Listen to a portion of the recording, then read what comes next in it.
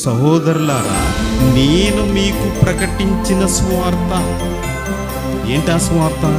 క్రీస్తు చనిపోయి సమాధి చేయబడి తిరిగి లేపబడ్డాడు. సువార్త అంటే ఇది నాయన, మహా సంతోషకరమైన సువార్త.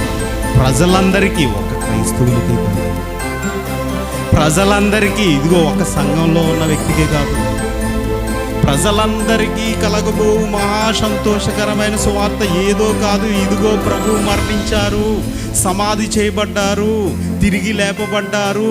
ఇలాగ నీవు కూడా ఒకరోజు లేపబడతావు. ఇదండి సువార్త. ఇదిగో ఆ సైకిల్ చెప్పారు కదా, ఇదిగో మరణించారు, సమాధి చేయబడ్డారు, తిరిగి లేపబడ్డారు. ఈ సైకిల్ నీకు కూడా జరుగుతుంది జీవితంలో. నీకు అదే జరుగుతుంది. మరణిస్తావు, సమాధి చేయబడతావు, తిరిగి లేపబడతావు. అదండి సువార్త.